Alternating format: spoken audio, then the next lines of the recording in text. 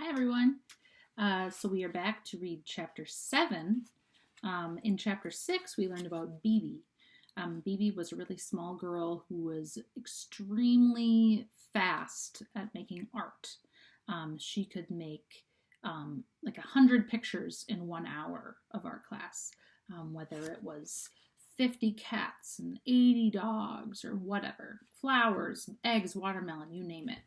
And Kelvin was another student in her class, and he was not good at art, and he didn't like making art. So they came up with a plan of some teamwork where he would hand Bibi the papers and the colors that she needed, as so it would make it so she didn't have to stop while she was drawing, and she could get through more artwork during the hour of art.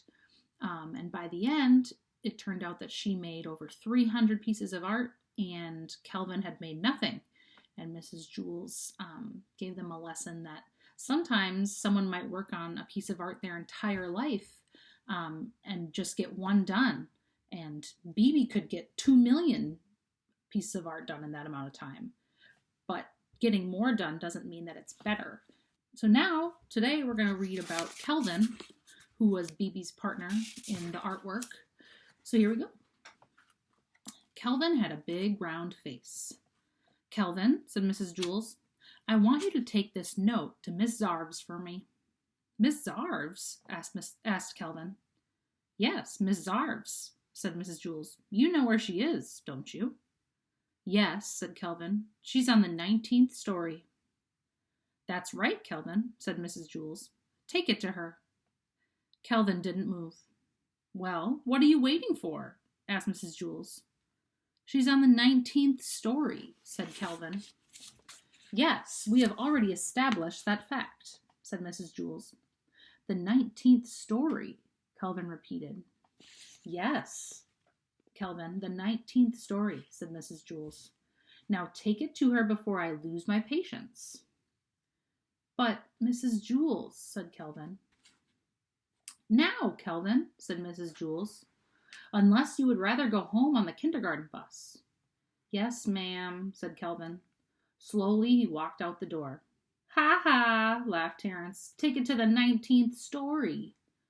Give it to Miss Zarves, hooted Myron. Have fun on the 19th story, called Jason. Kelvin stood outside the door to the classroom. He didn't know where to go. As you know, when the builder built Wayside School, he accidentally built it sideways. Like this, right?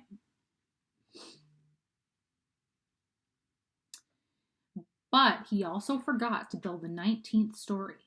He built the 18th and the 20th, but no 19th. He said he was very sorry. There was also no Miss Zarves. Miss Zarves taught the class in the 19th story. Since there was no 19th story, there was no Miss Zarves. Kind of confusing, huh? And besides that, as if Kelvin didn't have enough problems, there was no note. Mrs. Jules had never given Kelvin a note. Boy, this is just great, thought Kelvin. Just great. I'm supposed to take a note that I don't have to a teacher who doesn't exist, who teaches on a story that was never built. He didn't know what to do. He walked down to the 18th story, then back up to the 20th. Then back down to the 18th, and back up again to the 20th. There was no 19th story. There never was a 19th story, and there never will be a 19th story. Kelvin walked down to the administration office. He decided to put the note in Miss Zarves' mailbox, but there wasn't one of those either. That didn't bother Kelvin too much, however, since he didn't have a note. He looked out the window and saw Louis, the yard teacher, shooting baskets. Louis will know what to do, he thought. Kelvin went outside. Hey, Louis, Kelvin called. Hi, Kelvin, said Louis. He tossed him the basketball. Kelvin dribbled up and took a shot. He missed. Louis tipped it in. Do you want to play a game? Louis asked. I don't have time, said Kelvin. I have to deliver a note to Miss Zarves up on the 19th story. Then what are you doing all the way down here? Louis asked. There is no 19th story, said Kelvin. Then where is Miss Zarves? asked Lewis. There is no Miss Zarves, said Kelvin. What are you going to do with the note? Asked Lewis. There is no note, said Kelvin. I understand, said Lewis. That's good, said Kelvin, because I sure don't. It's very simple, said Lewis. You are not supposed to take no notes to no teachers. You already haven't done it. Kelvin still didn't understand. I'll just have to tell Mrs. Jules that I couldn't deliver the note, he said. That's good, said Lewis. The truth is always best. Besides, I don't think I understand what I said either. Kelvin walked back up the 30 flights of stairs to Mrs. Jules' class. Thank you very much, Kelvin, said Mrs. Jules. Kelvin said, But Mrs. Jules interrupted him. That was a very important note, and I'm glad I was able to count on you. Yes, but you see, said Kelvin. You delivered the note to Miss Zarves on the 19th story? Asked Jason. How did you do it?